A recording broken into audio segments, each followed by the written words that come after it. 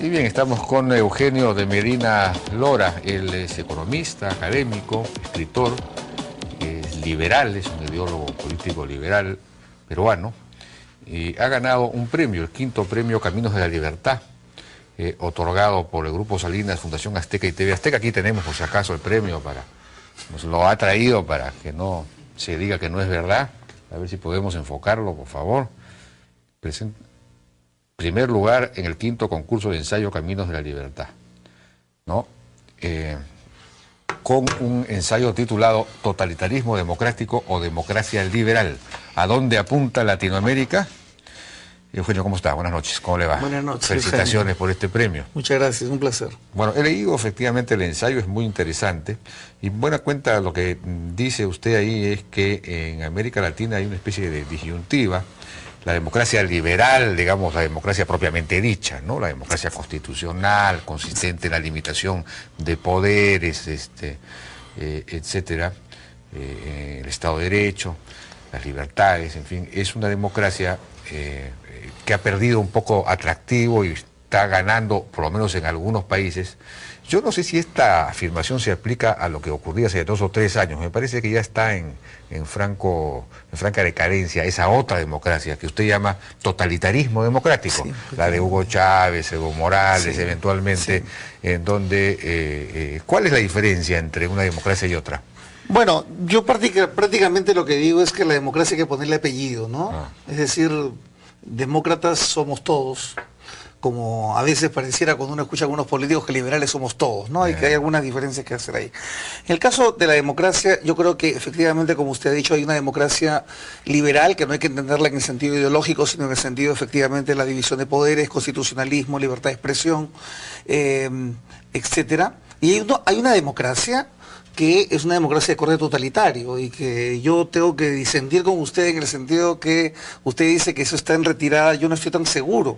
Obviamente esa democracia está representada por Chávez, por Morales, por Ortega, pero también si usted le pregunta a los argentinos, ellos dirían que la presidenta Cristina, sí, Kirchner está en esa línea, sí, o muy cercana, ¿no es cierto?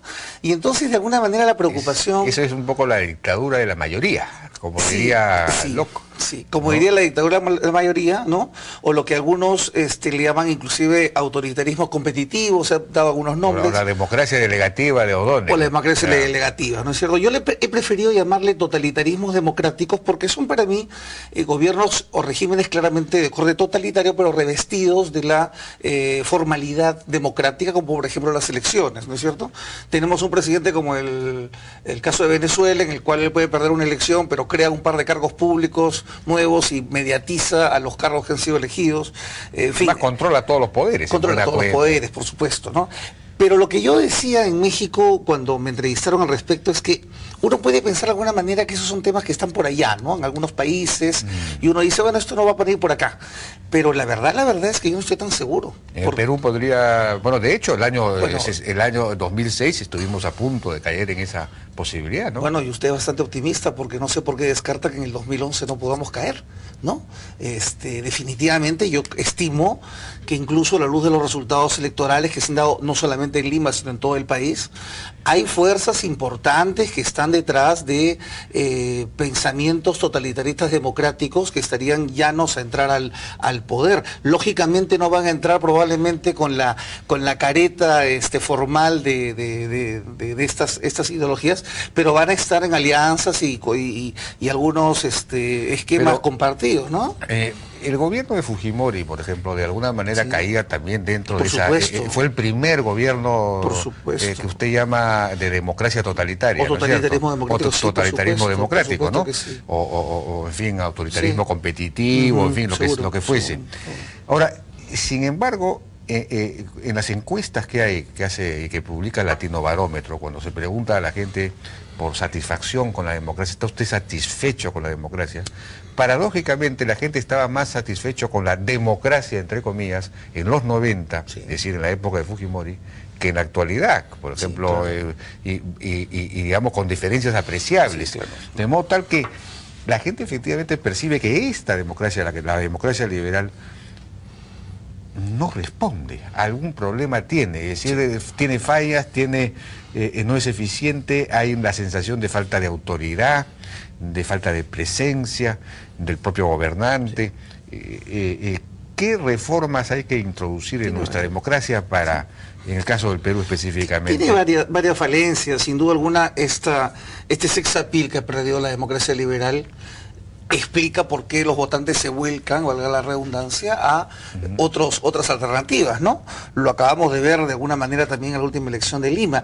Yo en el ensayo traté de desarrollar 4 líneas de acción, ¿no? Yo dije básicamente que una primera línea es que la democracia tiene que incluir mecanismos de inclusión más agresivos y un respeto mayor al pluralismo. Yo creo que, por ejemplo, aquí uno de los temas que fue materia de la campaña de Lima fue, por ejemplo, este tema de la inclusión de los ciudadanos a una comunidad mucho más efectiva que les respete sus derechos, ¿no?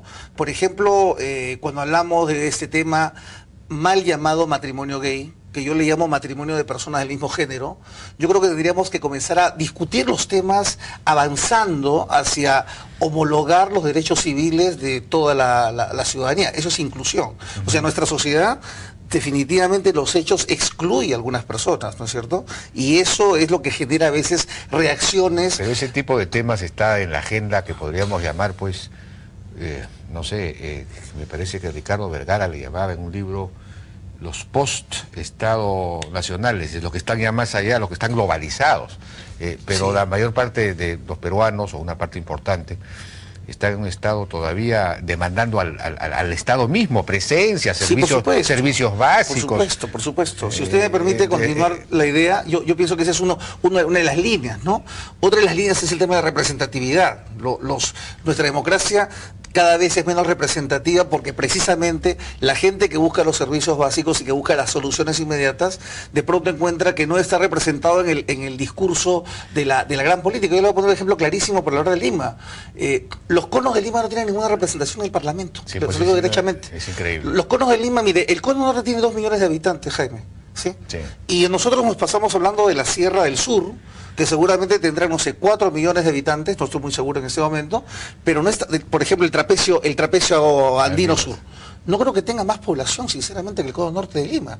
Y el cono norte de Lima es una zona pujante, bollante, con gente que quiere trabajar, y sin embargo no tiene representación en el Congreso. Le pongo un ejemplo, ¿no? Y podría poner otros ejemplos, por ejemplo, nuestros partidos políticos. Nuestros partidos políticos ya están diría, curtidos en la derrota, acaban de ser vapuleados nuevamente a nivel nacional, tanto así que hasta los partidos grandes tienen que entrar en la cuestión esta de las alianzas para ser más o menos presentables y lavarse la cara. Entonces, ahí creo que entra lo que usted dice, de que no hay una representación clara de los partidos. Hay que mejorar esa representación, hay que comenzar a trabajar alternativas políticas que sean entendibles por la gente. Perdóneme que le tome un detalle de una entrevista que usted tuvo hace 48 horas. Estuvo aquí sentado también Alfredo Barnechea hace 2 días. Y él decía, la elección del próximo año es muy importante, yo estoy de acuerdo con él. Decía, se van a concursar tres visiones. Decía, la visión nacionalista, ¿sí? La visión de los que quieren continuar el modelo de los 90 y la visión de la socialdemocracia. Y yo me pregunté una cosa, y bueno, él lo dijo después de que ponderó de que Perú estaba creciendo a tasas chinas, ¿no es cierto? Sí. A raíz de la reforma de los 90. Yo me pregunté una cosa, ¿y las reformas de los 90 qué son si no son reformas con grandes trazas de pensamiento liberal? Claro. ¿No es cierto? O sea, todos sabemos que Fujimori entró con un discurso, y ahora hablando del premio Nobel de literatura que tenemos, el discurso de Mario Vargas Llosa en la campaña del 90, unido a la publicación del Otro Sendero a mediados de los 80, fueron los grandes inspiradores de las reformas de los 90. Que los hiciera otra persona es un tema completamente fáctico. Pero lo que hemos generado como crecimiento y como reducción de la pobreza y como avance, de lo cual Alfredo el otro día ponderaba con mucha razón, son claramente trazas de pensamiento liberal. ¿Y qué papel tiene el liberalismo en los próximos años? ¿No tiene ningún papel? ¿Lo vamos a sacar de la escena? No hay ningún partido liberal. Es decir, estaría haciendo falta más bien un partido, una corriente liberal en el Perú. Bueno, por supuesto, yo creo que a mediano plazo hay que trabajar en una corriente liberal. Hace unos años estuve participando con un grupo de liberales jóvenes en un proyecto de hacer un partido liberal en el Perú. Inclusive se presentaron algunas personas en su programa, hicieron un enlace con San Marcos, grandes personas, pero eso naufragó en el camino. Pero hay que retomar esas ideas que también vienen desde el movimiento Libertad del año 90, ¿no es cierto? Ahora, si uno escucha a Nano Guerra García, que podría ser candidato presidencial de Fuerza Social el año 2011, uno parece, por decir, estar escuchando a Ayn Rand, a una especie de liberal extremo. Entonces, de repente de Fuerza Social se convierte en el Partido Liberal. Sí, pero eso me... Bueno, en fin, cualquier cosa puede pasar en el Perú, ¿no? Sí, pero es que ese es el problema, no debería pasar cualquier cosa, ¿no? Sí, pues. O sea, pero el tema de la representación, por ejemplo, mencionaba usted que San Juan de Lurigancho, por ejemplo, el Cono Sur no tiene, pues, no solamente el Cono Sur, en realidad el propio Cono Sur debería estar dividido en distritos electorales más pequeños. Bueno, deberíamos tener un sistema para elegir a nuestros congresistas basado en distritos electorales unipersonales, ¿no? Sí, donde en cada distrito uno elige a uno y uno sabe quién es su representante y uno lo puede fiscalizar, se puede comunicar con él y ese señor, para poder actuar, tiene que estar en contacto con su base, con lo cual la gente está en contacto con el poder, con el Congreso, se siente representada. Claro. Eso es algo que no ocurre ahora. Claro. Es que las grandes reformas no se llevan a cabo. Por eso usted ha tomado el tema de la representatividad y sugiere una forma de resolver ese tema. Pero hay otros temas, hay otras formas de fortalecer a la democracia liberal que implican cambios radicales. Yo le voy a poner otro que estaba en la línea de mi ensayo. Yo mencioné la apertura de nuevos espacios y yo le digo aquí abiertamente algo que va a sonar súper polémico. Quizá usted, Jaime, no va a estar de acuerdo conmigo, pero la Constitución dice que el poder político se ejerce por mandato del pueblo. Y el poder político se despliega, como usted sabe, en el poder ejecutivo, legislativo y judicial. Yo pregunto, el ejecutivo y el legislativo se ejercen efectivamente en nombre del pueblo, pero el poder judicial no. No. Nosotros no tenemos, por ejemplo, la posibilidad de que en el cono norte, por decirle nuevamente el cono norte, donde hay una violación de un niño o de una niña en comas, la gente no tenga ninguna participación en la administración de justicia de esa persona que fue encontrada como delincuente. ¿Usted se refiere a jurados?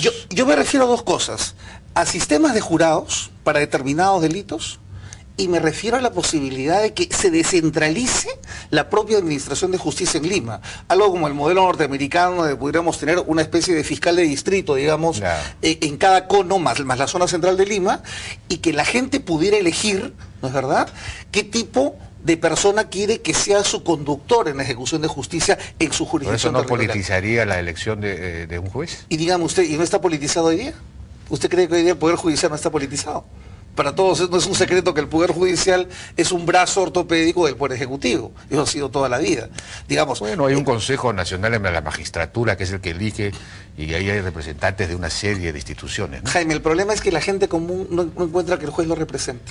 Eso sí es cierto. De cualquier clase social, ¿no es cierto? Entonces, yo lo que digo es, démosle o avancemos, o por lo menos sometámoslo a la agenda, ya que viene una elección dentro de poco, si es que es factible un modelo de ese tipo. De acuerdo. ¿No? Y no nos cerremos a posibilidades. No, claro, de acuerdo. Como yo creo que una última cosa que le quiero mencionar es en el tema de las elecciones libres. Yo creo que no podemos fortalecer la democracia liberal si no empezamos a pensar en elecciones libres. Creo que ya se está hablando en el Congreso. ¿Se refiere usted a la libertad del voto? Es decir, que el voto sea libre, no que sea facultativo, no obligatorio. ¿A eso se refiere? Sí, porque es que no puede haber, es que en mi concepto no hay elecciones libres sin voto libre. Claro. O sea, yo no le puedo decir que usted tiene la libertad de casarse, si al mismo tiempo yo le digo, usted se tiene que casar con alguien de todas maneras, aunque después se divorcie. Usted puede optar por no casarse, ¿no es cierto? Entonces, eso es lo que lamentablemente no está ocurriendo. El voto debiera ser libre. Y nosotros debiéramos confiar en la gente. Si alguna persona no tiene interés en votar o no le interesa la política, es perfectamente válido. Y que se elija, dígame usted, ¿en Colombia el voto no es libre? Así es. Y no es una de las democracias más sólidas de América Latina, sino es junto con la chilena la más sólida de América Latina. Entonces no es un tema de quiénes votan o quiénes no, sino quiénes se comprometen con el voto, quiénes estudian el voto. Son 4 formas en las cuales creo que podríamos empezar a avanzar, por supuesto deben haber muchas más, pero yo creo que hay que eliminar esa confusión que usted mencionó hace un momento, porque usted mencionó el caso de Nano Guerra García. Sí. Yo cuando lo escuché ayer, yo dije, Nano se ha equivocado de puerta, ha debido tocar otra puerta, no la de Fuerza Social. Así es. Porque no se va a modificar el Estado para los emprendedores, por ejemplo, si uno tiene como socio ya pasó la campaña, así que no hay problema, a fuerzas que están precisamente en la línea de aumentar el Estado y aumentar el poder del Estado y el poder coactivo. O sea, Nano, yo creo que Nano ha leído mucho a Hayek, pero todavía le falta de entender de que no es compatible leer a Hayek y a Ayn Rand con Marx y Lenin. Es decir, hay que leerlos para conocimiento general, pero no se les puede meter en el mismo guiso, ¿no? Efectivamente. Bueno, Eugenio.